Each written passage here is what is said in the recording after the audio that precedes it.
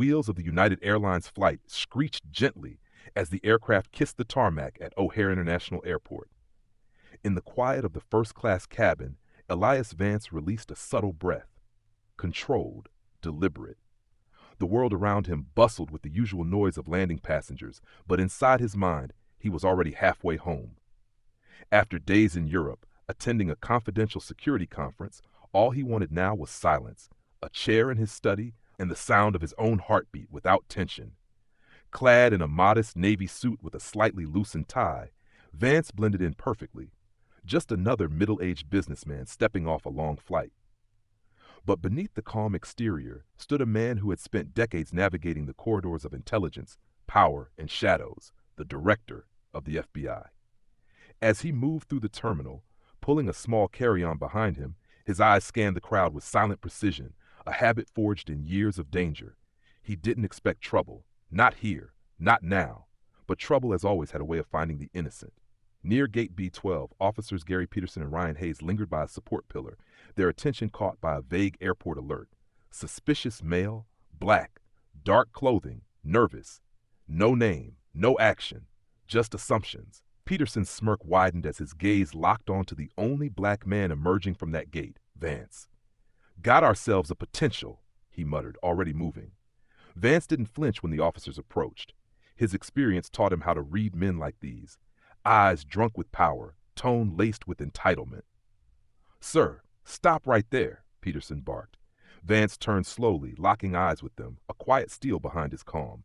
"Is there a problem, officers?" he asked evenly. But his calm only stoked Peterson's arrogance. With no probable cause and only bias to guide them, they questioned him rudely, dismissively, asking where he was going, why he was in Chicago, why he looked so dressed up. Vance tried logic, he tried patience, but the hostility thickened. When he refused to answer insulting innuendos, Peterson snapped. "What are you hiding? Turn around. You're being detained." Hayes moved in. Vance stepped back, not out of fear, but to protect his dignity. Then came the moment. A brief, instinctive motion to avoid being grabbed, enough for the officers to twist the truth. "He's resisting!" Peterson roared, drawing attention from bystanders. Vance was thrown down. His hands that had signed national security orders, were wrenched behind his back and locked in steel cuffs, and still he said nothing. Until Peterson sneered, waving the man's ID mockingly. "Who do you think you are?" Vance slowly lifted his head, blood on his lip, fury in his chest, but voice steady as a blade. "I'm Elias Vance, Director, Federal Bureau of Investigation." And in that instant, the air in Terminal 1 shattered. Silence! That was all Peterson and Hayes could hear after the words dropped like a bomb in the middle of the terminal. Director, Federal Bureau of Investigation. The chaotic noise of the airport, the chattering passengers, the rolling luggage, the distant announcements, faded into a distant hum. Peterson's face, once flushed with arrogance, now drained of color. His smirk dissolved, replaced by a trembling line of disbelief. Hayes's knees buckled. The handcuffs, which moments ago clamped onto Vance's wrists with smug satisfaction, now burned like molten iron, only now they weren't on just any man. They were on the director of the FBI. "Oh, God," Hayes whispered. "No, it can't be true." Peterson stumbled backward, sweating profusely, heart pounding so hard he thought it might tear through his chest. You said?" he stammered, voice cracking like dry wood. "I said," Vance repeated, each word like a blade, "I'm the director of the Federal Bureau of Investigation, and you just put your hands on me." The crowd that had gathered widened their eyes in stunned silence. Phones, still recording, captured not just a dramatic moment, but the exact instant power shifted, and fear set in. Peterson's bravado evaporated in seconds. He lurched forward, nearly kneeling in front of Vance, his voice a frantic whisper. "Mr. Director, sir, this is a misunderstanding, a horrible mistake. We didn't know. Please, sir, forgive us." Hayes, hands trembling so badly he could barely hold the keys, fumbled with the cuffs. When they finally clicked open, Vance rubbed his raw wrists slowly, never breaking eye contact. He didn't yell, didn't lash out. That silence, measured, controlled, was far more terrifying. "You want me to forgive you?" he said finally, voice razor sharp. "You profiled me. You violated my rights. You humiliated me. And now that you know who I am, you want mercy?" Before either officer could respond, a new voice cut through the tension. "What the hell is going on here?" Lieutenant David Miller, eyes already narrowing at the sight of two CPD officers standing white-faced in front of a black man in a disheveled suit, instantly recognized the weight in Vance's posture. Not just a man wronged, but a man powerful enough to make this moment change everything. As Vance quietly stated his name and title again, Miller's face shifted to pure shock. Then professionalism kicked in. "Officers Peterson and Hayes," he barked, "surrender your weapons, badges, radios.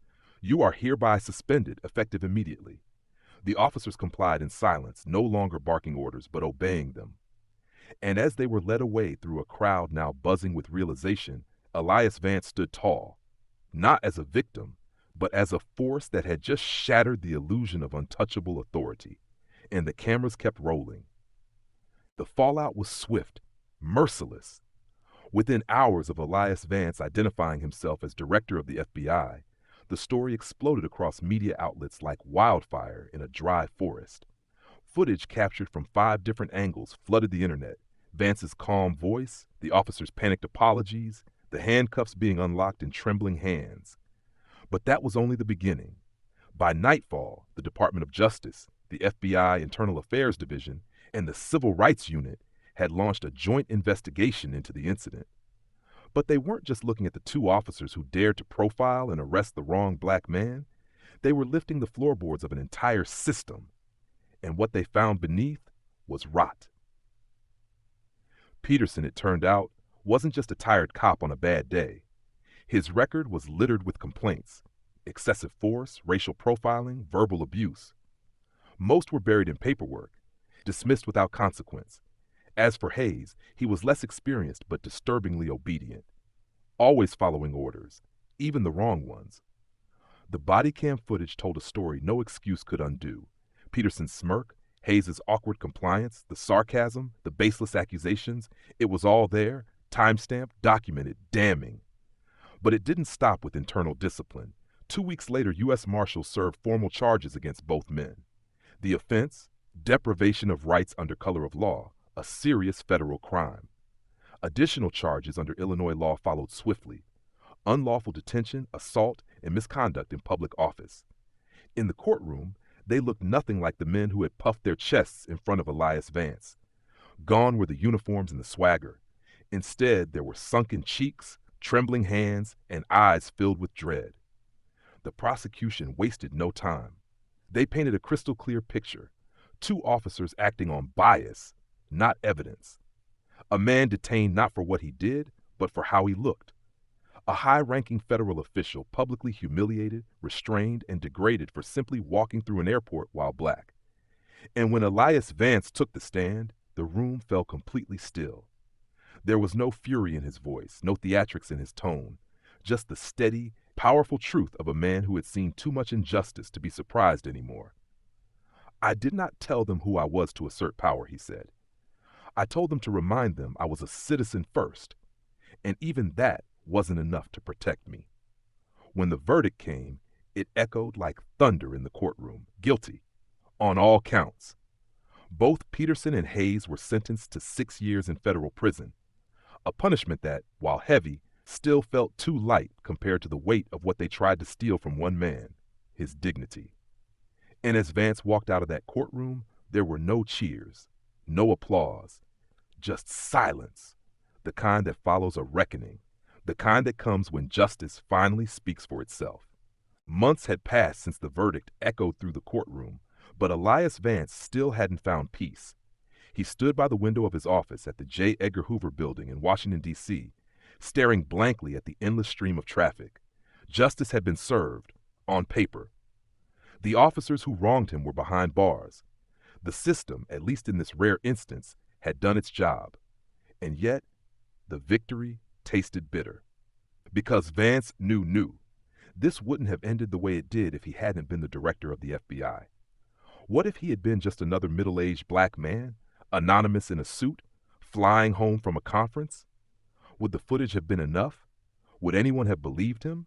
Would anyone have cared? That was the thought that haunted him. He remembered the cold sting of the handcuffs, the humiliating sneers, the hateful people like you. That experience wasn't rare. It was routine for countless others. The only difference was his title. It wasn't justice that saved him. It was his badge. And that realization burned. He turned from the window and walked toward his desk, eyes scanning the cluttered folders of national security threats, interagency memos, terrorism alerts. Yet the file that weighed most heavily wasn't marked top secret. It was personal. A file labeled O'Hare Incident, Internal Notes.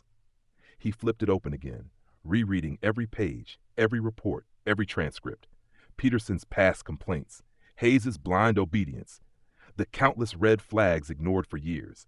Not just two rogue cops, a culture, a system. And he was a part of it. I run the FBI, he thought. I've built my career holding others accountable, but I couldn't even walk through an airport without being treated like a suspect. He clenched his jaw. This couldn't be the end. Justice wasn't a courtroom verdict. It was a ripple. And that ripple had to start somewhere. He sat down and began drafting a memo. Not one for his team or department heads, but a declaration of intent. A national review of bias-based policing. A new division within the Bureau to investigate civil rights violations by law enforcement. A personal pledge to lead that charge. If his position had shielded him, then he'd use that same position to shield others.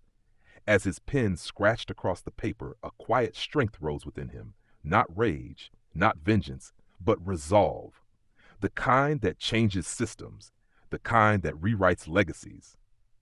This was no longer just about him. It was about the kid in a hoodie who never made it home, the father wrongly pulled over, the woman ignored when she spoke up, the stories that never went viral, the names that were never known. Elias Vance had survived the system. Now he would change it. By the time the video footage of Elias Vance's wrongful arrest spread across social media, the storm had already begun to swell. It wasn't just the image of a black man in cuffs. It was who that man was. The director of the Federal Bureau of Investigation, humiliated in public, treated like a threat, stripped of dignity by two men in uniform who had no idea who stood before them. That single revelation detonated across the internet like a seismic shockwave. Screens lit up with outrage, memes exploded, hashtags trended, "Justice for Vance, This is America, Director in Cuffs." Civil rights groups called emergency press conferences. News anchors, once hesitant to cover racial bias in law enforcement, now spoke his name with urgency, with weight, because this time it wasn't a nameless victim. This time it was power, betrayed. But beneath the noise, something deeper began to shift. Communities that had long been dismissed, those who had shouted into the void for years, finally had a symbol that couldn't be ignored. If the director of the FBI could be treated this way, what hope was there for an ordinary man? And that question didn't ignite despair. It ignited fire. Protests erupted in cities across the country, not just against the two officers, but against the culture that had enabled them. Signs bore messages like, "Not just Vance, all of us. Respect uniform. Fix the system, not the silence." In Chicago, the steps of City Hall filled with demonstrators demanding policy change, not tomorrow but today. Even inside the justice system, the ripple hit hard. Whispers of reassessment echoed in police departments. Officers began attending implicit bias seminars, not out of requirement, but out of reckoning. Vance had become more than a man. He was a mirror held up to a nation that had run out of excuses. For the first time in years, long-ignored policy reforms were being dusted off. Federal oversight bills found new traction in Congress. State legislators debated body cam mandates, real-time uploads, independent civilian boards. Suddenly, the things once deemed too idealistic were back on the table because the system had shown its cracks to the whole world. And Vance, he didn't speak. Not yet. He let the silence speak louder. The silence of a man who had worn the badge, respected the law, and still been broken by the very hands meant to uphold it.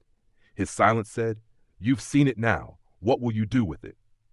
And the nation answered, not with apology, but with a demand. This wasn't just justice for Elias Vance. It was a reckoning for everyone. The moment the governor stepped in front of the cameras, everything changed. Gone was the political ambiguity, the rehearsed detachment. Standing beneath the seal of her office, she looked directly into the lens, into the eyes of a nation unraveling, and said, "There is no courage in silence. There is only delay." Her voice was steady, but the weight behind it was thunderous. She didn't promise justice someday. She declared it now. With a signature stroke broadcast live, she announced sweeping action, an immediate external review of all law enforcement practices across the state. No more internal investigations, no more hidden complaints. Every incident of force, every abuse of power, every file long buried behind bureaucracy would be dragged into the light. But this wasn't just about procedure, it was about precedent. Never before had a sitting FBI director been wrongfully arrested in full public view, and never had a governor move so quickly, so boldly in response. The press called it unprecedented. Advocates called it overdue. The people? They called it hope. By nightfall, other state leaders were facing pressure to follow suit. Town hall meetings were flooded. City council inboxes exploded. Lawmakers who once danced around reform now fumbled to prove they were on the right side of history. And all the while, Elias Vance remained silent. Not out of fear, not out of guilt, but because the storm was speaking for him now. His face, once a symbol of federal strength, was now a symbol of systemic failure, but also of the power of truth, caught on camera, unfiltered, unalterable. It wasn't just his story anymore. It was every story that had gone unheard. And when Maya, his wife, stood on the courthouse steps days later and delivered a quiet but firm address to the public, she said what millions were thinking. My husband's position saved him. But what about the people who don't have titles, don't have platforms, don't have power? Her words didn't echo, they ignited. That week, more than 200 cities saw organized marches. Civil rights organizations reported record volunteer signups. Young people who had never protested before filled the streets. The movement had found its fuel and its face. The reckoning wasn't just coming, it had arrived. And those who had once shielded themselves behind badges and bureaucracy, they could feel the walls closing in. As the city roared outside with chants, headlines, and reform bills, Elias Vance sat in silence, staring at the framed citation on his office wall, for exceptional service in rooting out corruption. The irony wasn't lost on him. That plaque had once been a point of pride. Now it felt like a dare, because the real battle wasn't outside among the crowds. It was here, behind closed doors, in the shadows where power whispered and silence was currency. Then came the final blow. A short, sterile memo from the commissioner's office. No phone call, no meeting, just a cold declaration. Effective immediately, all ongoing investigations overseen by Director Elias Vance will be reassigned for independent review pending administrative clarification. They weren't just freezing him out. They were erasing him. The cases he'd built for months, the officers he'd been watching, the victims who had trusted him with their stories. Gone. Locked down. Scrubbed from his reach. The message was crystal clear: back down or be buried. And yet, Vance didn't flinch. That evening, while the media speculated and politicians dodged questions, he sat with Maya at the kitchen table. The hum of the refrigerator was the only sound between them, until she slid her phone across the table. On the screen was a photo, her leaving work. The caption read, "Careful where you walk. Some people forget to look both ways." He stared at it for a long time. Not because he was afraid, but because they thought this would work. He looked up. "They're not just warning us," he said. "They're testing me." Maya didn't cry, didn't panic. She simply said, "So what do we do?" And that's when it clicked. He couldn't just survive this. He had to expose it. All of it. That night, he met with Sergeant Lena Ortega in a dim back room of the Department of Records, one of the few places left unmonitored, unguarded. She'd come with files. He brought his own. Together, they laid them out like weapons on a table. A flash drive of audit logs, overwritten reports, deleted complaints, redacted names, tampered timelines, everything they had buried. And then came the name Cole Renner. The officer who held a gun to Vance's head wasn't just a rogue actor. He was a pattern. Protected, elevated, repeated. As dawn approached, Vance didn't feel broken. He felt ready. Because now he wasn't just a man seeking justice for himself. He was holding the blueprint of a system designed to silence the truth, and he was about to set it on fire. The story of Elias Vance delivers a powerful and sobering message. True justice should not depend on one's title, skin color, or social status, but must be upheld equally for all, especially when no one is watching. Even as the director of the FBI, Vance experienced the sting of racial profiling and abuse of authority, a painful reminder that injustice can reach anyone, no matter how high their position. For older audiences, those who have witnessed decades of change, struggle, and hope, this story is a reminder that silence can become complicity. It's easy to grow weary, to feel like it's no longer your fight. But moments like these show that there is always a time to speak, to stand, and to ensure that future generations inherit a world better than the one we came into. You may be older, but your voice still matters. Your wisdom still carries weight, because when good people remain silent, wrongs grow stronger. And that is something we must never allow. Let us be the generation that teaches courage, not just by stories, but by example.